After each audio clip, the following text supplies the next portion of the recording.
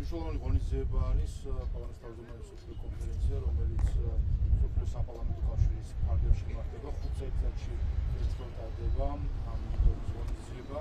რა თქმა უნდა, მნიშვნელოვანი არის, რომ ასე მოგხსნა პარლამენტის თავმჯდომარის ღონისძიების წარმომადგენელი და არის უნიკალური შესაძლებლობა პოლიტიკთან კომუნიკაციის და ჩვენი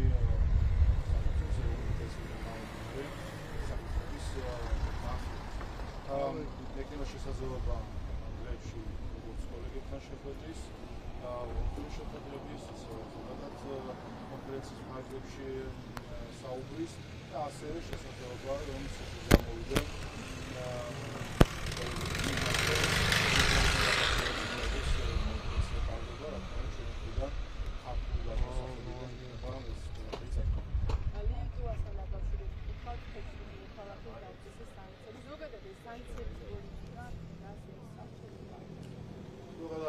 ბალტიის ქვეყნების აკრიტება უკვე სერიოზული არც არის.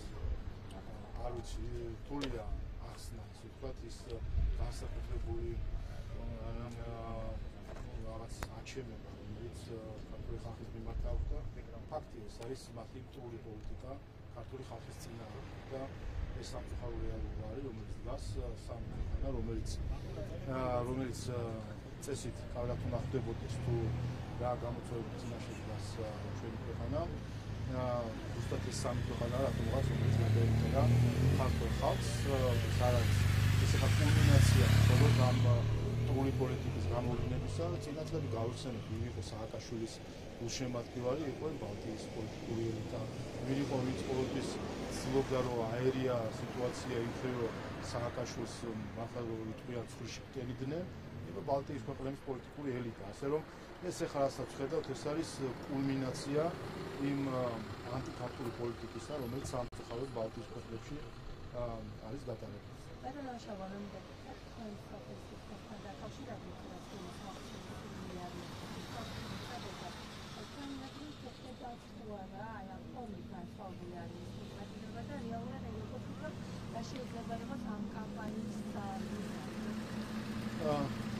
ის რაც ამხილა ამერიკის შეერთებული შტატების ეროვნული დაზვერვის ხელმძღვანელმა ამან დაადასტურა ამერიკის შეერთებული შტატების ადმინისტრაციის დონეზე.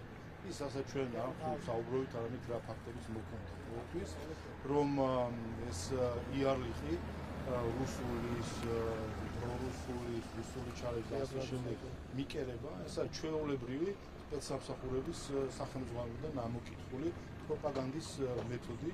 იმისთვის რომ მოხდეს სტიგმატიზება, იარლიხის მიკერება და გაჩუმება უბრალოდ ოპონენტების და ამას ხედავთ ჩვენ წლების განმავლობაში როგორ ხორციელდებოდა უცხოურ დაფინანსებით საქართველოში ამ იარლიხების მიკერება, იმის რომ ზოგადად ჩაეხშოთ დისკუსია, გაეჩუმებინათ ოპონენტი და ეს ამხილა უკვე დღეს ამერიკის შეერთებულ შტატებმა და ეს რა თქმა უნდა აძლიერებს ჩვენს პოზიციებს და უკვე შეგვიძლია საზოგადოებას უთხრათ მარტივი ტესტია ამოიცანი deep state-ის აგენტი.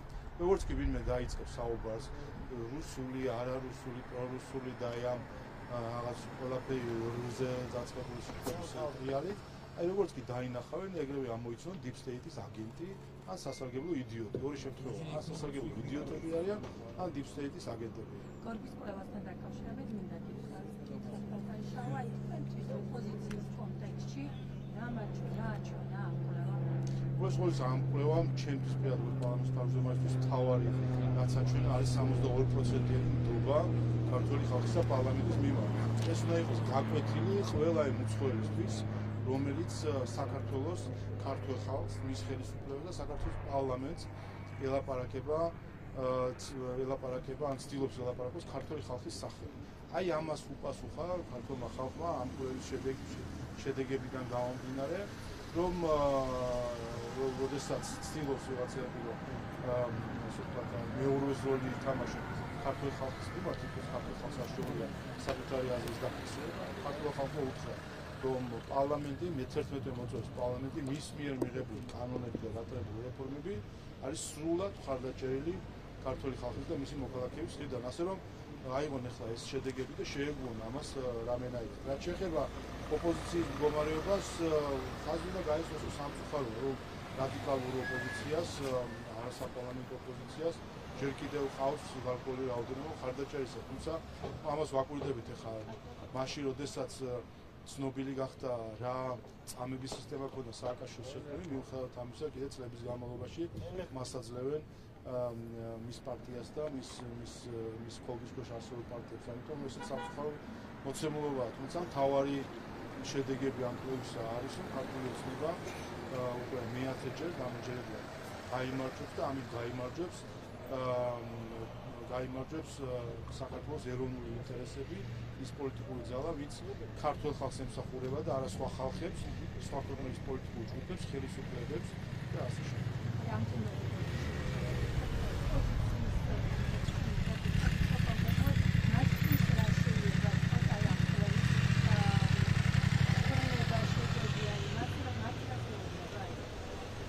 ოპოზიციას რადიკალურ ოპოზიციას ჭკუა რო კონდეს მინიმუმ ამ კვლევიდან გამოიტანა იმდასხმას რომ აქ შანსი რომ საკრებულოებში წარმომადგენლები ყავდნენ გულხობ რადიკალურ ოპოზიციის სიტყვას ვინც ამბობს რომ არაფერი შემოწმება მიიღოს არჩევნებში აი ეს კვლევა აჩვენებს რომ აქვს შანსი რომ წარმომადგენლობა გქონდეთ და საკუთარი აღმოჩენების ხმა იყვნენ საკრებულოებში ამ შანსს ხელიდან გაუშვებენ საერთოდ გაქრებიან ეს ყველამ უნდა დაიმახსოვროს პოლიტიკური ლანდშაფტიდან გაქრება ყველა ის პოლიტიკური ძალა თვით ლიკვიდაციას გამოაცხადებს ის დემოკრატიულ პროცესს აღდება და საზოგადოებას არ დაანახებს საერთოდ აქ თუ არა იმის თამამი რომ გამოვიდნენ არჩევნებზე და მანდატი ხოლმე გაკეთება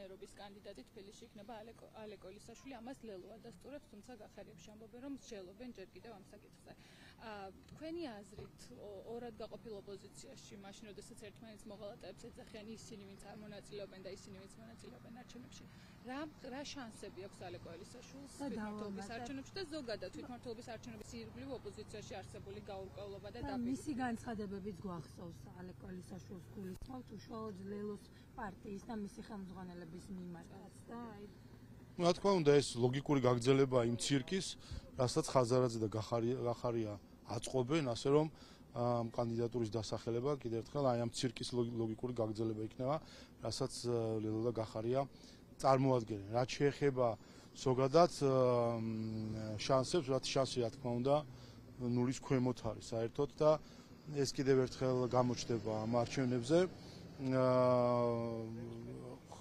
ესე იგი ერთის მხრივ ჩვენ გვყავს რადიკალური ოპოზიციის ფრთა, რომელიც საერთოდ დემოკრატიას ემიჯნება, მეორე ფრთა ორი პარტია არ მონაწილეობს, ორი პარტია მონაწილეობს და ამ არჩევნებზეც კიდევ ერთხელ ნახავენ, რომ ქართულ ხალხს არ სჭირდება არავინ სახელმწიფო რაიმე მანდატით, მათ შორის ადგილობრივ დონეზე, რომლებიც ერთადერთი მიზანი არის ქვეყნის არევა, ქვეყნის შეთრევა ომში, ქვეყნის გრევა, ეკონომიკური გრევა და ზოგადად დაზიანება საკუთარი ხალხის. ხა როგორ მისცემენ ასეთ ადამიანებს მანდატს და ეს მათ შორის კიდევ ერთხელ კვლევამაც აჩვენა. ასე რომ რა ვიცი დაველოდოთ ნახოთ ისინი ვის შეარჩევენ თავის კანდიდატურას, თუმცა რა ვიცი ხა ამ ცირკიდან რომელსაც ჩვენ ხედავთ ვფიქრობ რომ ლოგიკური შედეგი იქნებოდა ამ კანდიდატურის წამოყენება. აქვე მინდა გითხრათ 15%-იანი ტარიფები 600 მილიარდის ტყევადი გადაწყდა და 750 მილიარდის ინვესტიცია ამერიკის შეერთებული შტატების ეკონომიკაში. ამერიკისა და ევროკავშირის შორის მიღწეულ შეთანხმებას აკრიტიკებენ ევროპელი პოლიტიკოსები. თქვენ როგორ შეგიძლიათ შეაფასოთ აი ეს შეთანხმება? რა შედეგი შეიძლება იქონიოს ევროკავშირის ეკონომიკაზე ამ შეთანხმებაში? არ ვიცი ხედავთ თქვენ თავად ევროპელების შეფასებას რომ ამას აფასებენ ევროკომისიის პოლიტიკურ კრახად მათ შორის იმ მხრივ რომ საერთოდ კითხვის ნიშნის ქვეშ არის რამდენად ქონდა უფლებამოსილება ევროკომისიას რომ ასეთ საკითხებზე ეწარმოებინა მოლაპარაკება და მიეცა თანხმობა როგორც არის იარაღის შესყიდვა ტარიფების ასე შეთანხმება და ასე შემდეგ რა გითხრათ ეს შიდა ევროკავშირის საკითხი არის და არ ჩავერევოდი საქართველოს ამერიკის შეერთებულ შტატებთან ევროკავშირთან შედარებით უფრო კარგი პირობები აქვს ამ ხრივ ასევე რა ვიცი მოგბაძონ საქართველოს. კიდევ ერთი შეკითხვა მექნება. ხატია დეკანოიდამ ერთ-ერთ სატელევიზიო ინტერვიუს დროს პოლიციელებზე ისაუბრა და ციტირებ ასეთი რამ თქვა, რომ გარეგნულადაც კატასტროფულად გამოიყურებიან პოლიციელები. ისინი არ არიან ადამიანები, რომლებიც სახელმწიფოს პირველ რიგებს წარმოადგენენ ფორმაში. თქვენი აზრით მსგავსი ბევრი შინაარსის განცხადებები მოგვისმენია იგივე ოპოზიციისგან და აი რას ემსახურება პოლიციის ინსტიტუტის დაკნინება, რა მიზანია? რა გითხრათ უკრაინის პოლიცია რასაც დაამსგავსა ქალბატონმა ხატიამ, ამას კარგად ხედავთ კორუფციის დონე, როგორც არის უკრაინაში. ხედავთ რომ ერთი პატარა რაღაც მოძრაობა გადაწყვიტა პრეზიდენტმა და თავს დაისხნენ ეგრევე რომ კორუფციასთან ბრძოლა არ შეწყვიტო. ასე რომ ქალბატონი ხატიას შედეგები ასახული არის უკრაინის პოლიციის მდგომარეობაზე, ასე რომ მიხედოს უკრაინის პოლიციას ასე ურჩევდი. ეს შეგახსენებთ ყველას ხატია დეკანოიძე, ის ადამიანი, რომელსაც ქართული პასპორტი დახია ფაქტობრივად მოგვიგდო ქართველებს, იმიტომ რომ სამსახური ქონოდა უკრაინაში. მე იქაც როგორც ჩანს, იქაც იგივე ნირი გამოიჩინა როგორც საქართველოში და იქიდანაც უკან დაგვიბრუნეს პირდაპირ რეისით და შემდეგ აღიდგინა საქართველოს მოქალაქეობა. მაგრამ ესაჩვენებს ადამიანი თავად ლაპარაკობს, რომ უცხო ქვეყნის სპეცსამსახურებთან თანამშრომლობს, შეგახსენებთ, რომ ის არც მალავს, რომ უკრაინის სპეცსამსახურებთან თანამშრომლობს, რომლებიც საქართველოში აწყობდნენ არეულობას მიხეილ სააკაშვილის შემოპარებით. ასე რომ აგითხრათ ახლა საკუთარი თავი თვითონვე ამხილა, საკუთარი თავის მამხილებელი არის უცხო ქვეყნების სპეცსამსახურებთან თანამშრომლობასთან დაკავშირებით, აი უკრაინასთან დაკავშირებით, მათ შორის თავად საუბრობს, რომ მეგობრული კავშირები აქვს დაზვერვის სამსახურის ხელმძღვანელობასთან. და ბოლო კითხვაც მექნება. 20-21 ივნისის საქმეზე საგამოძიებო ექსპერიმენტები გრძელდება სტრასბურგის სასამართლოს აინტერესებს, რამდენად სწორად დაიგეგმა ოპერაცია და შეიძლებოდა თუ არა იმ ზიანის შემცირება, რომელიც მაშინ მოქალაქეებს მიადგა. თქვენი აზრით აი ამ გამოძიებას რა მნიშვნელობა აქვს ახლა?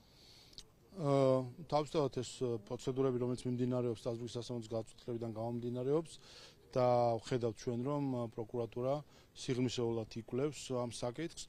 ორი რამე უნდა ითქვას. პირველი, რაც შეეხება 20 ივნისს უტყუარი არის რომ ეს იყო შტურმი პარლამენტზე და მათ შორის იმავე სტრასბურგის სასამართლომ ესეც დაადგინა და აქ უნდა ყველა ვთქვათ რომ ეს იყო შტურმი პარლამენტზე.